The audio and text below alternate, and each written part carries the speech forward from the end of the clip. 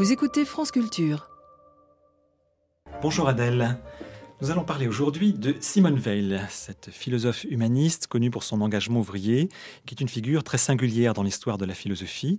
Nous allons en parler aujourd'hui grâce à Marc Balanfa, qui vient de faire paraître Simone Weil ou le combat de l'ange contre la force aux éditions Hermann.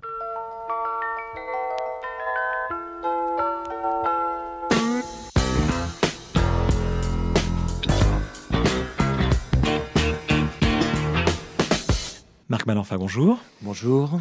Simone Weil regagne notre intérêt. J'ai envie de dire que ces temps-ci, cette philosophe qui avait été un petit peu oubliée retrouve tout l'intérêt des philosophes contemporains. Depuis la commémoration, donc il y a 2 ans, du centenaire de sa naissance, et surtout depuis qu'un grand nombre de publications effectivement s'intéressent sérieusement et à sa politique et à sa philosophie.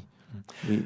Alors pourquoi en faites-vous une allégorie sur le démon de la force ? Pourquoi cet intérêt sur un rapport effectivement un peu imagé à cette question ? Il se trouve que oui, en forme d'allégorie, parce que lorsqu'on lit son premier essai de 1934, Réflexion donc sur les causes de la liberté et de l'oppression sociale, on se rend compte immédiatement que c'est comme la force qui suscite son intérêt et qu'elle veut analyser la machine sociale comme une machine de force qui inscrit les hommes dans des rapports de force. La force, c'est la nature des rapports sociaux.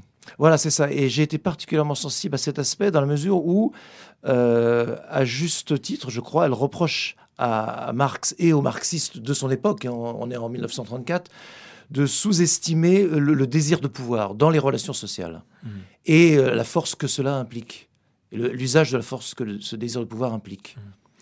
Alors, une des grandes originalités de votre livre, c'est de travailler sur une question que vous connaissez bien, les philosophies indiennes et leur influence dans la pensée de Simone Weil.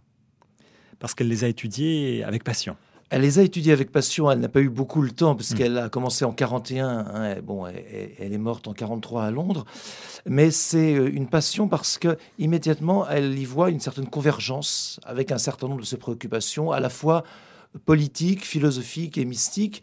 Je dirais par exemple le thème du renoncement, le thème du détachement et le thème d'une espèce de quête de libération. Enfin, c'est surtout peut-être cette idée qui m'avait motivé au départ.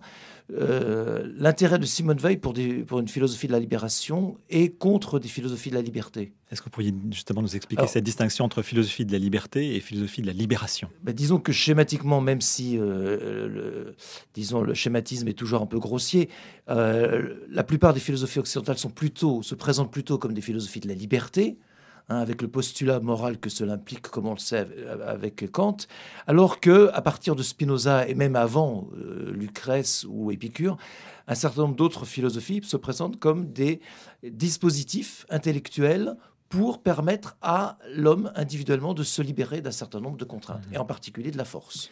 Mais n'y a-t-il pas quand même un grand écart entre la libération révolutionnaire, l'émancipation sociale, et la libération telle que la conçoivent les philosophies indiennes ?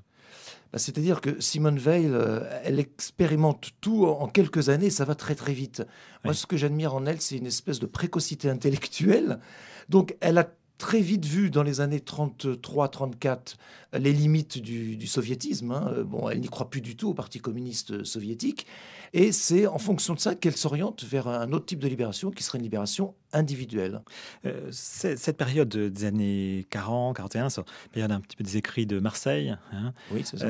C'est une période mystique assez étrange parce que finalement il y a à la fois les philosophies indiennes, il y a une conversion au christianisme. Conversion, disons qu'elle ne s'est jamais réellement convertie. Oui, rappelons qu'elle est d'origine juive. Voilà, elle ne s'est jamais convertie au catholicisme. D'ailleurs, certains l'ont regretté, mais elle s'en est expliquée. D'abord, elle ne veut pas entrer dans l'Église. Tout à l'heure, vous parliez du manque d'adhésion de certains. Ce n'est pas une personne qui veut adhérer. Et pour elle, entrer dans l'Église, c'est perdre son autonomie de sujet. Mais malgré tout, on le voit dans les textes, des beaux textes d'ailleurs de la fin, il y a beaucoup d'allusions à la figure du Christ. Alors, il y a beaucoup d'allusions à la figure du Christ, effectivement, mais le Christ, dans son imaginaire ou dans sa quête philosophique, représente une espèce de renonçant idéal. Quelqu'un qui je dirais, qui est la faiblesse consentie, mais la faiblesse absolue consentie jusqu'au maximum, c'est-à-dire éventuellement jusqu'à la mort. Mais cela rejoint ces lectures mystiques des Upanishads ou enfin, de certaines philosophies Oui, indiennes. absolument. Ça rejoint, si vous voulez, ce qu'elle a pu comprendre dans les philosophies indiennes, c'est-à-dire l'idée que... Je dis ce qu'elle a pu comprendre. Ce Est-ce qu'il y a qu'elle une a pu- petite réserve quand vous dites ça? C'est-à-dire qu'elle a eu quand même à peine le temps de s'y intéresser. Très vite, elle s'est mise toute seule à étudier des textes sanscrits. Donc, si vous voulez, en 3 ans à peine, elle a des intuitions qui sont assez étonnantes. Mais sur d'autres aspects, elle a pu effectivement se tromper.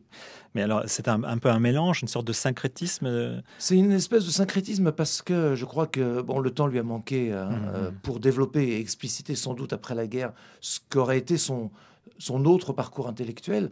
Mais elle voit bien que, au fond, on ne peut pas parler de révolution si on ne se détache pas du désir de pouvoir et que ce désir de pouvoir, au fond, c'est un petit peu l'impensé je dirais, des études politiques de son époque. Oui. Donc on comprend bien que pour elle, la libération, ce n'est pas simplement sortir de l'oppression, par exemple, politique, sociale, économique, mais c'est en quelque sorte se libérer de l'idée même de pouvoir et d'oppression, de ne pas en quelque sorte passer du côté de la domination, se méfier de passer du côté de la domination. Se libérer en fait de cette fascination que l'Occident a pour la force et qu'elle analyse oui. très bien dans son poème de l'Iliade, qui s'appelle le poème de la force. Oui. Elle y voit bien une espèce d'archéologie de la fascination que l'Occident entretient et continue d'entretenir aujourd'hui pour l'usage de la force. Et la figure de cette libération, ce serait l'ange mystique? Alors l'ange mystique, ça c'est moi qui ai introduit cela, parce que cette expression ne se trouve pas du tout chez elle, mais sans doute pour rappeler que, comme vous l'avez dit, Simone Veil est juive, et elle a donc un fond de culture judaïque, sans doute peut-être même à son insu, et dans lequel la figure de l'ange est importante, comme on le voit par exemple chez Walter Benjamin. Votre texte est donc un texte d'histoire de la philosophie, mais aussi de réflexion sur cette notion de force. Quel serait pour vous le mode d'entrée le plus contemporain pour quelqu'un qui voudrait étudier Simone Veil, comprendre son actualité? Qu'est-ce que vous lui conseilleriez? Commencer par l'essai de 34, assurément, réflexion sur les causes de la liberté et de l'oppression sociale. Oui. On voit bien qu'au fond, la liberté est reléguée en fin de livre et elle n'a au fond quasiment rien à en dire, mais ce qui l'intéresse, c'est l'oppression. Comment se fait-il que les hommes acceptent aussi facilement d'être opprimés? Pourquoi les mécanismes de l'oppression s'entretiennent-ils dans notre société? Merci Marc Malenfant. Je rappelle le titre de votre livre, Simone Veil ou le combat de l'ange contre la force, aux éditions Hermann. Vous pouvez retrouver le journal de la philosophie sur le site franceculture.fr.